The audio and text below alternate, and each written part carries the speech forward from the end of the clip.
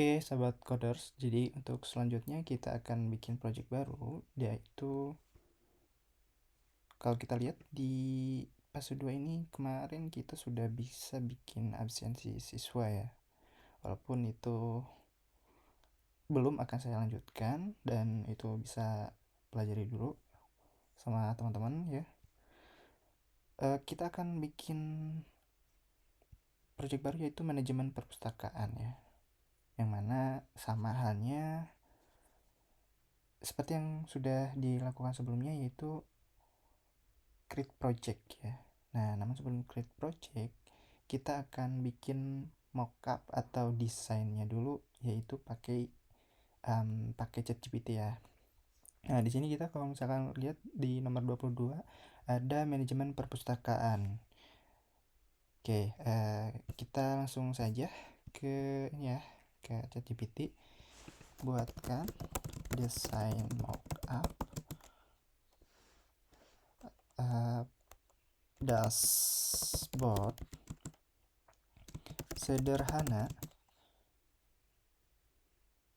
untuk manajemen perpustakaan. Nah, kita tunggu ya. Nanti desainnya akan kita buat jadi dari front end-nya dulu ya. Nanti setelah front end-nya kita ke back end. Pokoknya teman-teman ikutin terus tutorial ini karena masih banyak tutorial yang lainnya yang akan saya bahas dari sisi back end-nya gitu ya, dari sisi konsep microservice, bahasa pemrograman yang lain seperti Golang dan yang lainnya gitu ya. Jadi ikutin terus dan support terus channel ini. Selain kita belajar Vibe coding, tapi aku akan share bagaimana kita bisa paham satu persatunya ya. Jadi jangan hanya Vibe coding aja, tapi kita harus paham dari sisi fundamentalnya gitu ya. Menurut aku gitu sih teman-teman. Dan ini kerasa banget sama aku sendiri. Kebanyakan nge-Vibe jadi ada beberapa hal yang jadi lupa gitu, tapi karena faktor pekerjaan juga yang harus dituntut lebih cepat juga gitu teman-teman. Jadi sebenarnya jatuhnya sama aja kalau misalkan sebelumnya kita nge-tracing bug ya, lamanya di situ, tapi kalau sekarang tuh kita projectnya banyak gitu ya, sebulan tuh bisa ngerjain berapa project gitu ya, sama sendiri gitu ya. Endingnya sama aja gitu ya. Tapi dari sisi fundamental kita harus mempelajari itu ya. Nah, kita sambil nunggu. Nah, di sini udah ya. Ternyata udah dashboardnya udah terbuat seperti ini. Di sini ada dashboard buku anggota peminjam pengembalian reservasi. Oke. Kita sudah punya, kita langsung copy aja image-nya dan lanjut kita di sini di Laravel. Kita akan melakukan hal yang sama seperti sebelumnya. Pastikan teman-teman sudah tahu ya video sebelumnya, yaitu create project itu ada dua ya, satu pakai global Laravelnya dan yang kedua bisa pakai composer create-nya. Nah, di sini aku akan pakai composer global karena sudah ada di sini ya. Perintahnya tinggal gini aja, tinggal ketik Laravel new. Ini tuh namanya berarti perpustakaan ya. Tapi kalau yang sebelumnya itu absensiku, nah sekarang kita bikin perpustakaan ya. Kita enter. Nah, nanti akan ada pilihan di sini update, kita no aja. Terus di sini do you want to starter kit? Kita di sini pakai masih pakai starter kit ya, teman-teman. Jadi kita yes aja. Terus starter kitnya kita pakai apa? Kita di sini akan pakai Foo ya. Built-in authentication yes. Terus untuk ini kita no aja dan kita tunggu hasilnya, nanti akan generate sendiri ya. Nah, ini teman-teman, di sini kan sebelumnya ada absensiku saja ya. Nah, di sini sekarang ada perpustakaan. Nah, ini sengaja aku bikin satu repo ya. Satu repo di fundamental ini. Nanti kalau udah saatnya ini akan aku share ke teman-teman. Nah, untuk sementara belum bisa aku share ya teman-teman. Jadi sementara teman-teman bisa support dulu aja, bagikan tutorial video ini sebanyak-banyaknya. Nanti bakalan aku share si source code-nya. Oke, kita sambil menunggu ya di sini. Nanti kalau udah selesai, kita langsung nge-prompt bikin dashboard ya. Bikin dashboard, bikin landing page-nya juga jika perlu. Tapi saat ini kita akan fokus ke dashboard-nya dulu ya. Jadi nanti akan ada halaman login, register. Pada saat login register, dia akan return atau redirect ke halaman dashboard ini ya teman-teman. Jadi untuk tahap video ini kemungkinan sampai di situ ya. Di create project baru kita ngebahas tentang perpustakaan ya, aplikasi perpustakaan. Yang sebelumnya kita sudah bikin absensiku ya teman-teman. Oke, masih lama menunggu, kita tunggu dulu aja teman-teman sampai selesai si create project ininya. Kemarin itu kita sempat tertunda itu kalau di absensiku di laporan ya. Nah, di laporan sengaja aku belum lanjutkan, yaitu bisa challenge ya, nanti akan dilanjutkan di next videonya gitu ya, atau sama teman-teman bisa langsung dilanjutkan juga boleh gitu ya. Dan buat teman-teman yang belum bisa join ke Discord, bisa nanti aku ikutin aja di link yang akan aku share di sini ya teman-teman, biar bisa diskusi bareng di Discord, atau juga bisa ikutin LinkedIn aku ya, atau sosial media aku gitu ya, bisa tanya-tanya juga. Oke, di sini kita udah ada di tahap authentication, yaitu untuk login register. Di sini ya ada beberapa pilihan, di sini kita enter aja. Di sini sebentar lagi harusnya udah selesai ya teman-teman. Dan di sini udah terlihat juga ada banyak untrack ya dari secret project ini ya, satu project ini ya, si perpustakaan gitu ya.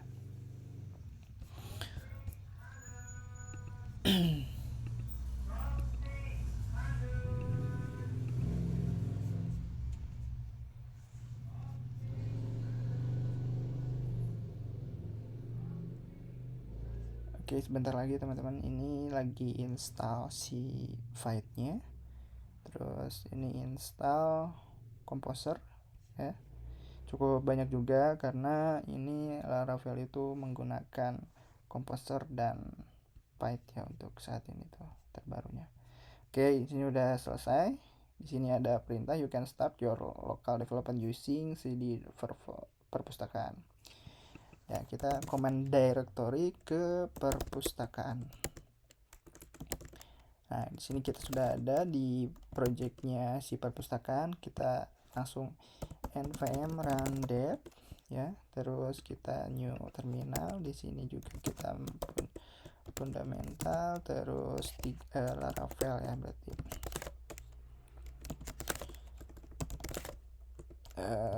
Di sini kita pergi ke perpustakaan lagi, PHP Artisan Serve ya. Jadi si PHP Artisan Serve ini tuh untuk ngejalanin si server Laravelnya, tapi kalau untuk yang ini dia untuk menjalankan front end si Vue.js nya gitu ya teman-teman, jadi full stack. Oke, kita pergi ke browser dan kita buka portnya yaitu di localhost 8000 dan sudah langsung ke welcome page si Laravel yang sudah kita buat tadi teman-teman. Nah, selanjutnya kita akan langsung aja buat dashboard ya. Di sini kita akan add dulu ya, atau commit dulu deh ya, cd fundamental Laravel perpustakaan git add. Oke teman-teman, ini di sini kita akan commit dulu ya teman-teman. commit dulu aja ya. Nah, oke, sudah di commit. Kita selanjutnya adalah akan tadi kan aku udah nge-copy dari desainnya ya, desain dari si ChatGPT, dan sekarang kita akan pergi ke pembuatan dashboard ya. Oke, sebelum pergi ke pembuatan dashboard, kita akan pergi dulu ke perpustakaan. Di sini tuh teman-teman perlu tahu yang namanya app. Nah, di sini app ini tuh dia untuk semua halaman. Nah, di sini di JS-nya dia ada layouts. Dia punya app juga. Di sini sama untuk semua semua halaman juga ya. Nah, ini out layout itu dia untuk di sini out layout. Tapi kalau app layout dia ini untuk di dashboardnya. Misalkan kita login ya, register.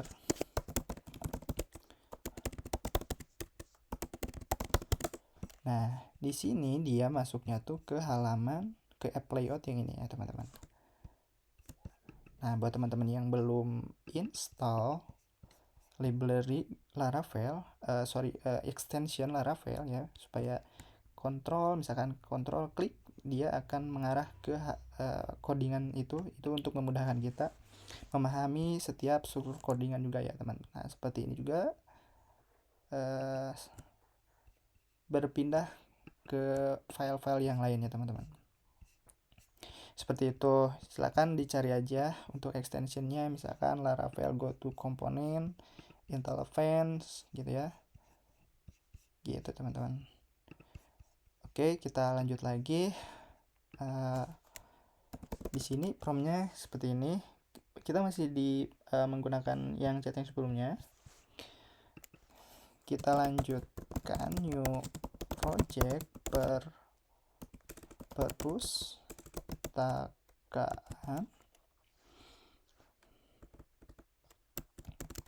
perpustakaan ya. Silahkan tinjau up layout ya. Jadi kita perlu tahu dulu yang akan diubah saat ini adalah up layoutnya.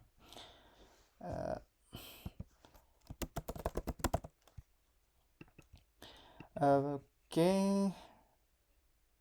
app layout, dan bantu untuk membuat mockup desain implementasi dari gambar yang aku kirim gitu ya. Perhatikan dengan baik ya. Oke, gunakan sistem reusable code gitu ya. Jika ada yang ditanyakan, bisa tanyakan dulu sebelum implementasi supaya hasilnya sesuai. Kamu baca di project ini.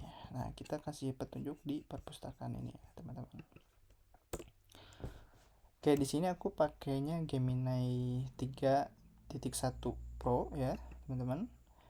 Teman-teman juga mungkin kalau ada dana bisa upgrade ya ke berbayar. Itu lebih baiknya lagi gitu ya, teman-teman.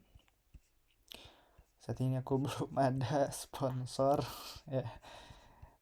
Oke, akan banyak pembahasan lainnya sampai ke pembuatan server sendiri itu kayak VPS sendiri. Itu dari kalau misalkan dari teman-teman ada laptop double atau ada komputer yang nganggur, itu bisa dijadikan server kedepannya. Itu aku akan bikin tutorialnya juga, teman-teman, jadi ikutin terus ya. Oke, di sini kita sudah ada untuk katakanlah VRD-nya ya.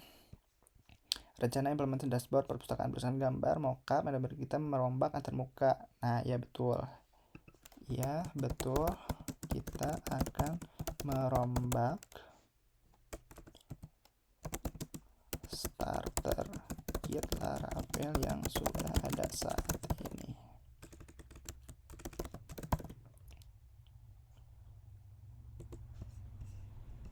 Oke.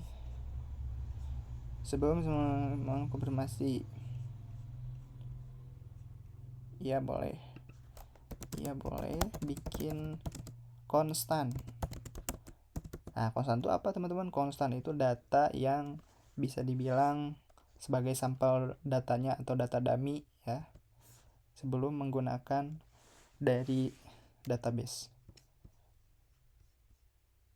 Yes, setuju. Ini untuk dashboardnya ya, chartnya nggak masuk. Ya boleh.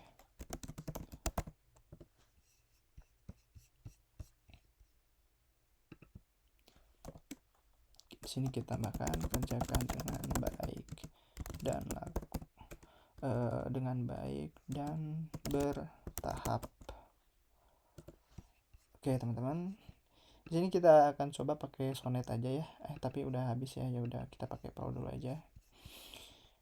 Oke, kita proses aja.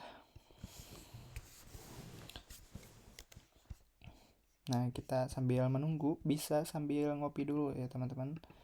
Tapi nggak gitu juga ya. Kita sambil pelajarin satu-satu, ingat kembali apa fungsi dari setiap project di sini tuh buat apa sih Laravel di app ya. Di app itu dia biasanya berisikan, kalau kita lihat di sini ya, action, folder action ini biasanya dia kayak helper gitu lagi ya.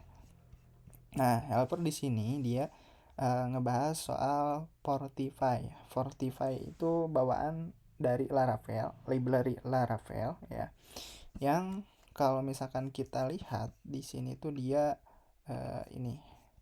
Nah, contohnya yang login register di sini itu menggunakan Laravel Fortify. Bisa kita lihat, baca juga Laravel Fortify. Ya.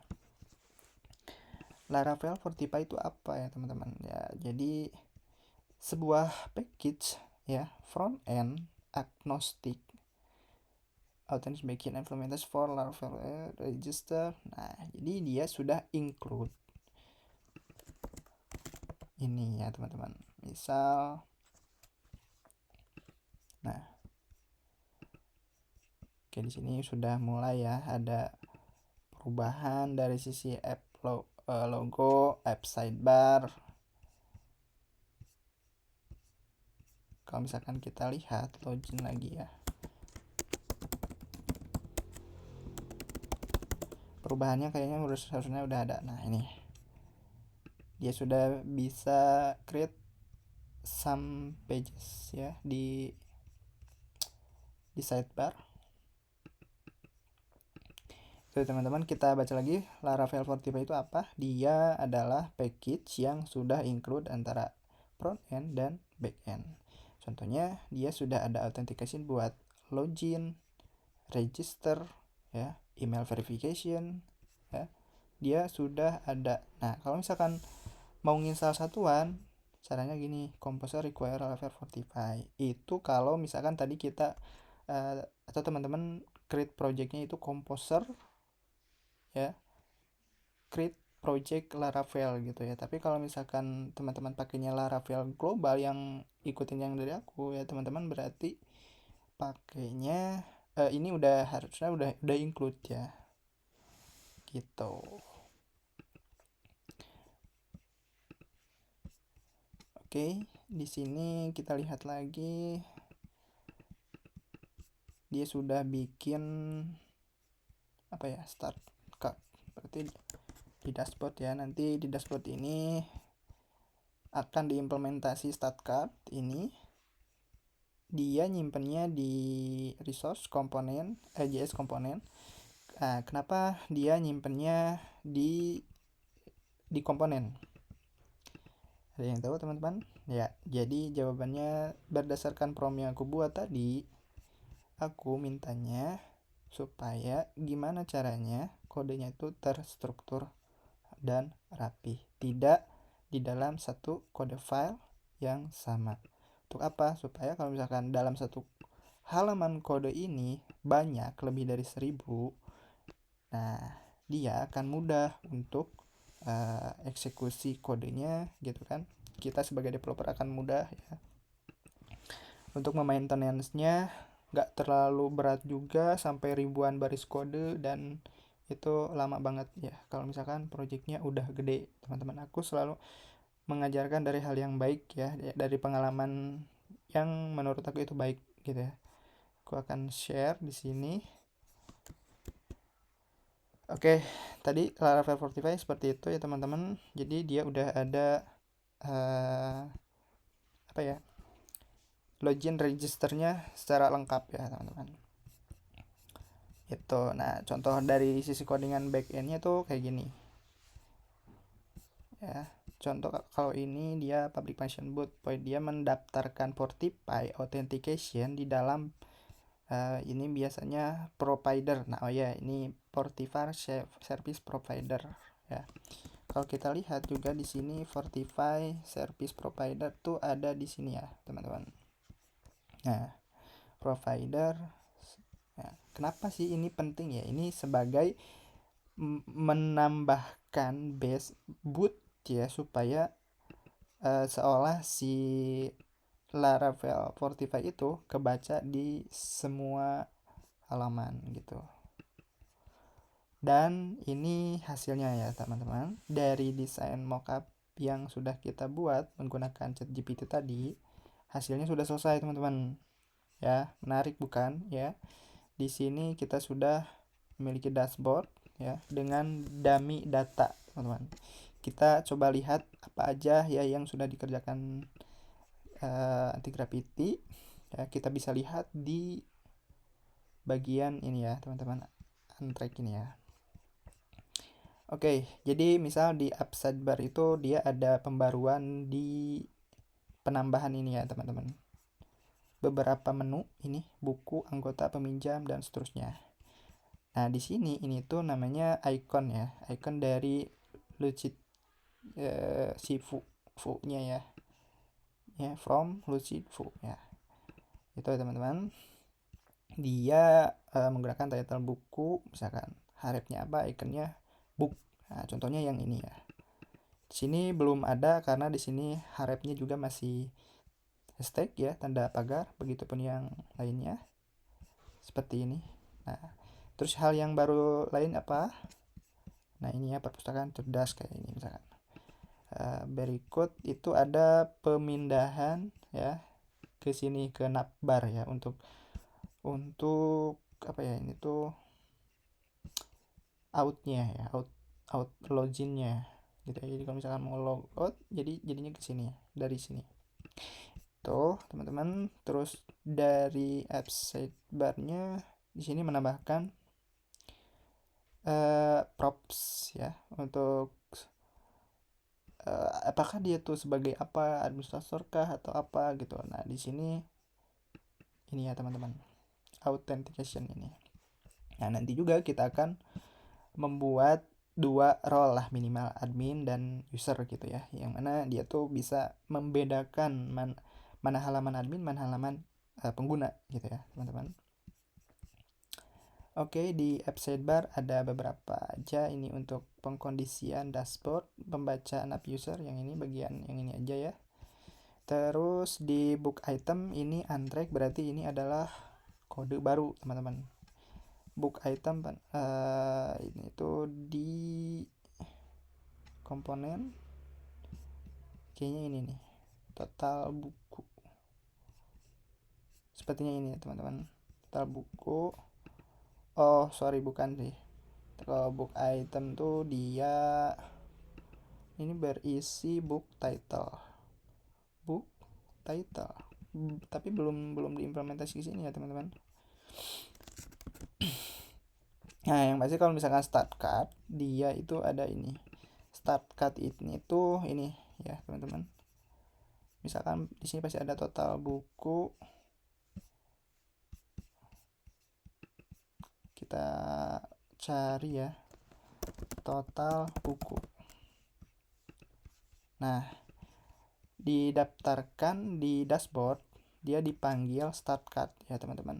Nah, ini yang dimaksud tadi kata aku dipisah-pisah tuh kayak gini ya. Contohnya start card, kalau misalkan kita klik, dia pergi ke start card. Ya, start card ini data baru dan dia menggunakan mappingnya dari ini ya. Ini yang di mapnya, title, string, value, trend label, dan seterusnya. Dan akan ditampilkan data-data ini. Titlenya ini, nilainya segini. Itu untuk start card. Terus untuk chart, di sini tuh mana ya? Kayaknya di ini ya, di dashboardnya deh. Kita lihat aja di sini ya. Cari statistik peminjam. Dia di dashboard atau di ternyata di dashboard ya teman-teman. Ditaruhnya kodengannya di dashboard. Misal di sini ada statistik peminjam, ini bagian ini ya. Oke, lanjut di list widget untuk user activity. Nah, ini ya teman-teman. Oke, book populer kayaknya yang tadi ya, book list harusnya.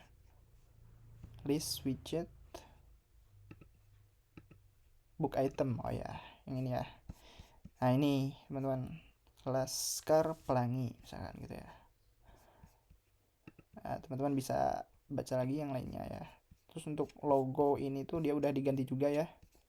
Yang sebelumnya bawaan Laravel, nah sekarang udah diganti jadi icon baru ya. Ini perpustakaan. Oke, untuk pertama kita udah selesai dulu ya teman-teman, dari mulai create project sampai kepada implementasi mockup design ya. Jangan patah semangat teman-teman, terus belajar ya, terus ikutin video ini. Masih akan banyak lagi video-video yang lainnya yang lebih menarik ya. Kita akan implementasi ke backendnya ya di video selanjutnya ya teman-teman. Oke, itu aja yang bisa aku sampaikan. Mudah-mudahan bisa bermanfaat. Jangan lupa bantu like, subscribe ya teman-teman, supaya makin berkembang channel ini. Oke, terima kasih.